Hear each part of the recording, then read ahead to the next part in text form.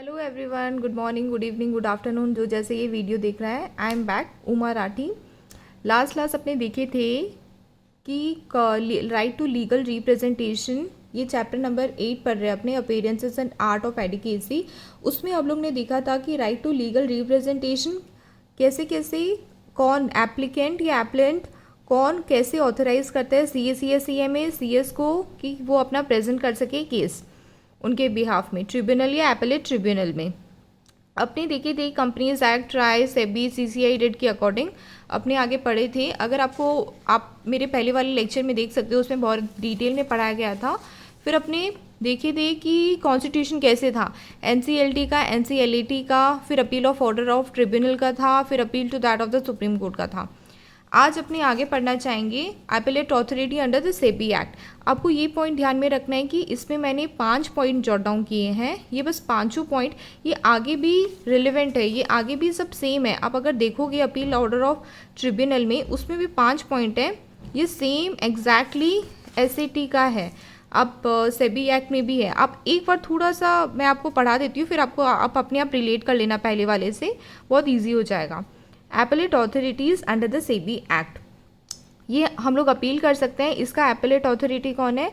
सिक्योरिटाइज्ड appellate tribunal. इसका section है 15T of that of the SEBI act. कोई भी अग्रीव पर्सन किसकी ऑर्डर के तहत? ये 4 जन है, बोर्ड, आईआरडीए मतलब insurance regulatory development authority, pension fund regulatory and development authority और एडजुडिकेटिंग अथॉरिटी, वो अपील कर सकता है एसएटी को। ये हर एक अपील 45 डेज़ के अंदर चले जाना चाहिए बाय द ऑर्डर ऑफ ये 4 अथॉरिटीज़ में। और वो लोग क्या कर सकते हैं? वो लोग एंटरटेन कर सकते हैं अपील। एसएटी एंटरटेन कर सकता है अपील अगर उसको रिजनेबल कॉज बता दिया गया है तो। और इसमें भी same opportunity of being heard है, और हर एक कॉपी ऑफ ऑर्डर जाता है। अगर एक बार एसएटी ने डिसीजन ले लिया, अपने पहले भी देखे थे इसमें कि कॉपी ऑफ ऑर्डर जाता था सब पार्टीज़ को, तो इसमें भी सेम है कि इसमें कॉपी ऑफ ऑर्डर जाएगा सब पार्टीज़ को, कि एक बार एसएटी का डिसीजन आ गया तो वो सब कॉपीज़ ऑफ ऑर्डर भेज देगा अपनी अपनी पार्टीज़ को। जैसे कि एसएटी ने डिसीजन ले लिया और after giving the party to appeal an opportunity of being heard देता है कि वो कैसे कंफर्म, मॉडिफाई और सेट असाइड करे। एसएटी जितना भी अपना डिसीजन लिया है वो सबको भेजेगा। ये तो ऑफकोर्स ही बात है कि वो क्या डिसीजन लेगा 14 दिन 45 डेज़ में, और उसके बाद भी वो 45 डेज़ एक्सटेंशन दिया अगर अपने कॉज शो किया, फिर उसका डिसीजन आएगा तो वो सबको एक एक ऑर्डर भेजेगा। और किस किस को ऑर्डर भेजेगा? उसके पार्टीज़ को ऑर्डर भेजेगा, जिसने जैसे कि बोर्ड को भेजा, IRDA, pension regulatory and development authority and adjudicating authority को। इसमें बस एक और पॉइंट एक्स्ट्रा है, अपने जो आगे देखे थे appeal order by the tribunal and supreme court, उसमें क्या था? ये 5 ही पॉइंट थे। इसमें एक एक्स्ट्रा पॉइंट एडेड है कि डिस्पोजिंग ऑफ अपील। ये क्या होता है? एक अपील जो फाइल्ड होता है बिफोर एसएटी, वो क्या करता है? ये डील करता है बहुत स्पीडीली और ये डिस्पोज कर देता है अपील फाइनली 6 मंथ्स के अंदर अंदर from the date of receipt of appeal. ये जो अपना एसएटी है वो 6 महीने के अंदर अंदर ये अपील को डिस्पोज कर देगा। इसमें ये पॉइंट एक्स्ट्रा है।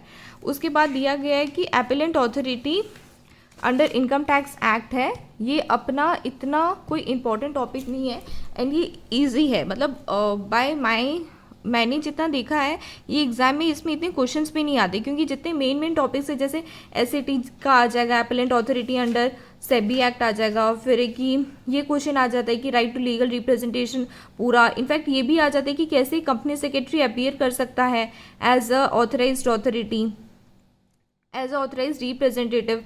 एनसीएलटी, सीसीआई जो अपने सबसे फर्स्ट में देखे थे, कॉन्स्टिट्यूशन ऑफ एनसीएलटी, वो सब आ जाता है। पर ये थोड़ा लीस्ट इंपॉर्टेंट है, आप ये खुद गो थ्रू कर देना, इसका नोट्स मैं डाल दूंगी जो मैंने बनाया है।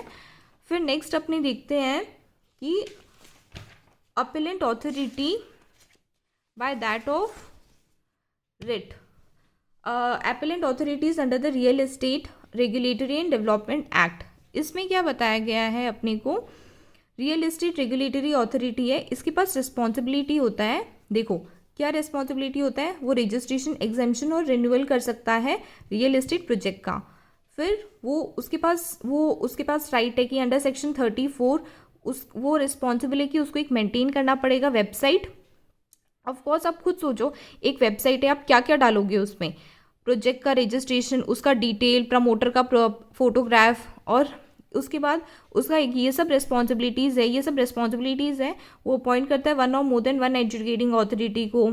फिर वो रेगुलेटरी अथॉरिटी क्या करता है, रिकमेंडेशन देता है on various matters of the growth promotion, transparent and efficient and competitive real estate sectors के तहत, RES मतलब रियल एस्टेट सेक्टर के तहत। फिर इसका क्या होता है, रियल एस्टेट एपेलेट ट्रिब्यूनल होता है। इसमें दो है, रिट के अंदर दो है, एक तो रियल एस्टेट रेगुलेटरी अथॉरिटी, एक ट्रिब्यूनल। आपने जैसे देखा होगा फर्स्ट अपने कंपनीज एक्ट में या किसी में भी, मतलब कंपनीज एक्ट में फर्स्ट ट्रिब्यूनल होता है, एपेलेट ट्रिब्यूनल होता है, वैसे रिट में दो होता है, फर्स्ट अथॉरिटी होता है, फिर ट्रिब्यूनल होता है, एपेलेट ट्रिब्यूनल होता है। एपेलेट ट्रिब्यूनल के ये क्वासी जुडिशियरी बॉडी है, ये अपील देखते हैं ऑफकोर्स इसकी छोटे वाले का, रेगुलेटरी अथॉरिटी और एडजुडिकेटिंग अथॉरिटी का, और अपील जाता है किसके तरफ, to that of adjudicating authority, appellant authority. फिर प्रॉपरली इसमें देखा जाता है कि कितना फॉर्म एंड फीस वो अपने को पे करना होता है। फिर ये जो एपेलेंट अथॉरिटी है, एपेलेंट ट्रिब्यूनल है, ये क्या करता है, ये हियर करता है और डिस्पोज करता है appeal as per that of the rules. उसके बाद आ जाता है कि डिक्टोरेट ऑफ एनफोर्समेंट, ये एक मल्टी डिसिप्लिनरी ऑर्गेनाइजेशन है जो टास्क देखता है of that of FEMA and PMLA। इसके क्या क्या फंक्शन है, ये थोड़ा इंपॉर्टेंट क्वेश्चन है, ये एग्जाम में आया हुआ है, तो और ये शायद आपने पहले एग्जीक्यूटिव में भी पढ़ा होगा, आपको ये थोड़ा सा ध्यान से पढ़ना होगा, ये फ्रिक्वेंटली आस्क्ड क्वेश्चंस में है। ये सब इसमें क्या होता है, इसमें कुछ नहीं है, इसमें बस फंक्शंस दिया गया है, 5 ही फंक्शंस हैं, मतलब ये सब बहुत इजी है, अगर आप एक बार गो थ्रू करोगे, ये मैंने नोट्स एकदम जस्ट करके दे दिया है, आप इसको फर्स्ट बुक साइड में रखिए, इसको खोलना, देखना, फिर आप मेरे नोट्स पढ़ना, और ऐसे नोट्स आप लोग बना लेना, आप लोगों को एग्ज़ाम में बहुत हेल्पफुल होगा। इनफैक्ट ये मेरा खुद का एक्सपीरियंस है, एग्ज़ाम में इतना टाइम नहीं मिलता, एग्ज़ाम की 1 डे बिफोर अपने ऐसे इतना पैनिक होते हैं, इतना सब कवर अप करना होता है, तो बेटर है अगर आप लोग ये ऐसे नोट्स बना लोगे बस एग्ज़ाम में, तो एक दिन पहले तो आप सब कवर अप कर पाओगे, वरना अपने को इतना टाइम ही नहीं होता है। ये एकदम जस्ट और समराइज नोट है, बहुत मेहनत से बनाए हुए हैं, आप लोग इसको गो थ्रू करोगे बहुत ईजी रहेगा। उसके बाद क्या है, अपने कहाँ थे, डिक्टोरेट ऑफ एनफोर्समेंट, इसके अंदर कौन आता है, ये क्या करता है, ये देखता है कि क्या क्या प्रोविजंस है, ये टास्क एनफोर्स करता है 2 एक्ट का, एक तो FEMA एक्ट का 1999, PMLA एक्ट। PMLA क्या हुआ, prevention of monetary laundering act 2002। इसके डिक्टोरेट ऑफ एनफोर्समेंट के मेन फंक्शंस क्या है, फर्स्ट ये क्या करता है, ये इन्वेस्टिगेट करता है कॉन्ट्रावेंशन ऑफ, क्या अगर कॉन्ट्रावेंट हुआ है अपना एक्ट FEMA का 1999, किसके बाद से, फ्रॉम 1/6 मतलब 1 जून 2000 के बाद से।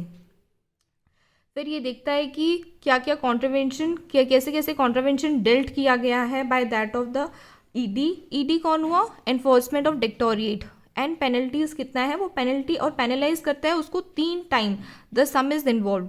मतलब आप सोचो कि वो इन्वेस्टिगेट कर दिया और उसका पेनल्टी कितना ज़्यादा लगाता है, क्योंकि ये तो है कि फॉरेन एक्सचेंज मैनेजमेंट एक्ट बहुत, मतलब अपने को कैसे अपने फॉरेन में, मतलब अगर इतना बड़ा कॉन्ट्रावेंशन हुआ है तो ऑफकोर्स पेनल्टी उसका 3 टाइम्स ही होगा। आपने पढ़ा होगा सेक्शन 447 फ्रॉड का सेक्शन, उसमें भी अपने यही देखते हैं कि पेनल्टीज बहुत हैवी होता है।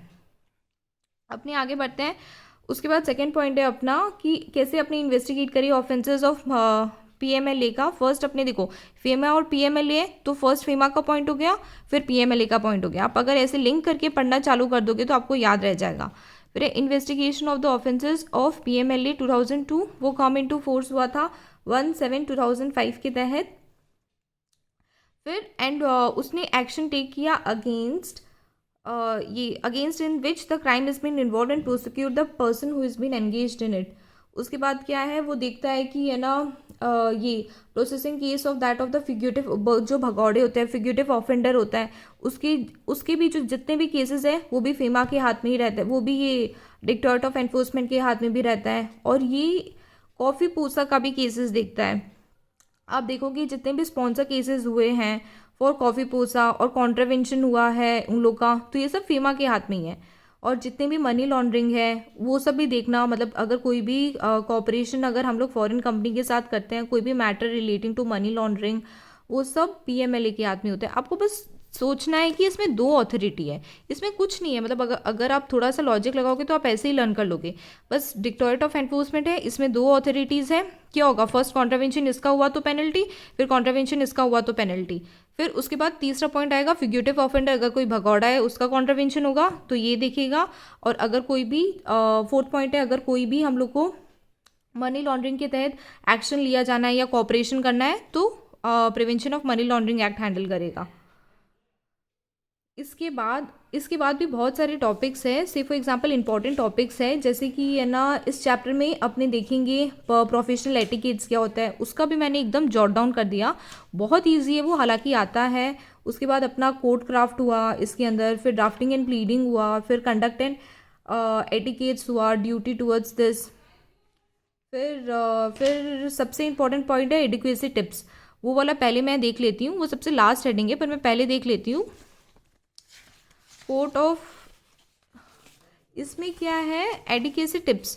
आपको ये जानना है कि अगर कोई भी लीगल एक्सपर्ट हुआ, जैसे कि कंपनी सेक्रेटरी हुआ, उसको ध्यान में रखना है जब वो, अब कंपनी सेक्रेटरी अब प्रेजेंट करेगा ट्रिब्यूनल या क्वासी जुडिशियल बॉडीज़ के तहत, जो अपने फर्स्ट पेज में पढ़े थे, तो वो कैसे करेगा, उसमें क्या क्या क्वालिटीज़ होनी चाहिए। देखो मैंने इसका एक एक्रोनिम बना दिया है, आपको ऐसे इजीली लर्न होगा। आप लोग क्या करना, जो ये पॉइंट्स होते हैं ना उन लोग का आप एक्रोनिम बना देना, जिसके कारण आप क्या एग्जाम में तुरंत ही ये एक्रोनिम लर्न हुआ एंड याद आया, ये लिखा अपने क्वेश्चन पेपर के साइड में, और उसके बाद एक एक पॉइंट करके याद आने लग जाएगी। आप लोग सेम ऐसे ही पूरा कॉपी पेस्ट कर देना, और ये बहुत इंपॉर्टेंट क्वेश्चन है, ये आता ही है, तो आप लोग इसको ध्यान में रखना। अब आप लोग भी कंपनी सेक्रेटरी, थोड़े कुछ ही घंटे बचे हैं आप लोगों के भी कंपनी सेक्रेटरी बनने की, तो आप लोगों को ये सब जानना पड़ेगा। एंड ये सब जस्ट जनरल नॉलेज है, आप लोग खुद सोचो, ये एक लॉजिक लगाओगे ना, ये लर्न करने का भी ज़रूरत नहीं है। देखो फर्स्ट है क्लैरिटी। अपनी जज का टाइम बहुत कम होता है, सच में बहुत कम होता है, तो आपको अपना सब मैटर क्लियर रखना पड़ेगा। क्रेडिटेबिलिटी, बिलीव करना पड़ेगा कि आपको ये बिलीव करवाना है जज को कि मेरा पॉइंट सच है, मैं जो बोल रही हूँ वो सच बोल रही हूँ। वॉइस मॉड्यूलेशन, एंगर को थोड़ा देख के करना है, उसको कंट्रोल करना है, सब वॉइस को प्रॉपरली बोलना है, ऐसे नहीं कभी ज़्यादा बोल दिया, कभी कम बोल दिया, कभी गुस्से में बोल दिया। अपने को तो जज को कन्विंस करना है ना, तो ये सब देखना पड़ेगा। फिर डी मैनर मतलब हियरिंग इज बिलीविंग, ये एकदम रॉन्ग है। आजकल क्या है, सबको लगता है कि वीडियो ज़्यादा बेटर होता है तो ऑडियो से, तो अपने को क्या है कुछ कुछ एविडेंसेस वीडियो फॉर्म में रखने पड़ेंगे।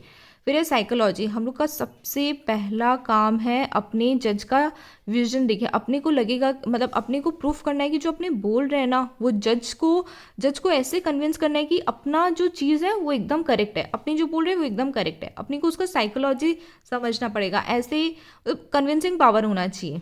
बी लाइकेबल बाय अपोनेंट, मतलब देन द अपोनेंट, आपका जो अपोनेंट है उससे ज़्यादा आपको लाइकेबल बनना पड़ेगा, तभी जज का, ये एक ह्यूमन साइकोलॉजी होता है, ये कन्विंसिंग पावर होता है लोगों का। कि अगर आप सपोज किसी से बात कर रहे हो, दो जन बैठे हैं, आप बात कर रहे हो, दो जन में एक है कि, मतलब ये सब क्वालिटीज़ होता है, ये सब एटिकेट्स होना चाहिए कि आप कैसे एक पर्सन को अपनी बातों में इन्फ्लुएंस कर सकते हो, कन्विंस कर सकते हो, और मतलब कैसे दो जन में आप अपना बात रख सकते हो कि वो आपका ही बात सुने, दूसरों का बात सुने, पर आप ज़्यादा लाइकेबल बन जाओ।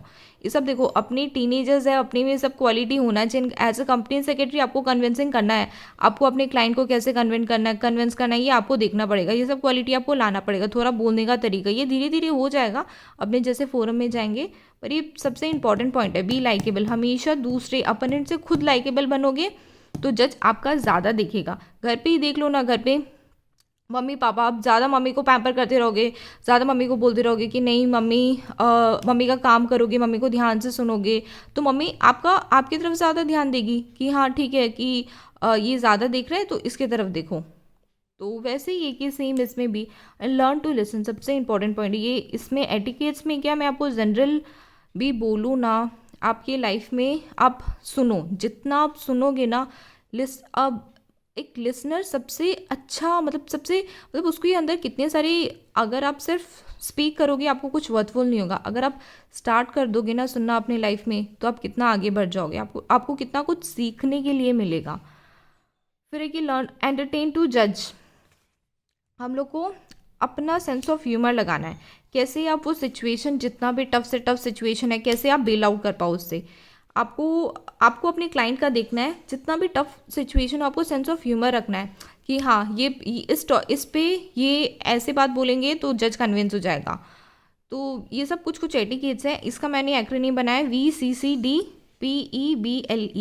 वी वी फॉर आ जाएगा अपना वॉइस मॉड्यूलेशन, सी फॉर आ जाएगा क्लैरिटी, एक और सी फॉर आ जाएगा क्रेडिटेबिलिटी, डी फॉर आ जाएगा डी मैन्यूअर, पी फॉर आ जाएगा साइकोलॉजी, ई फॉर आ जाएगा बी लाइकेबल, एल फॉर आ जाएगा learn to listen, E for आ जाएगा एंटरटेन टू जज।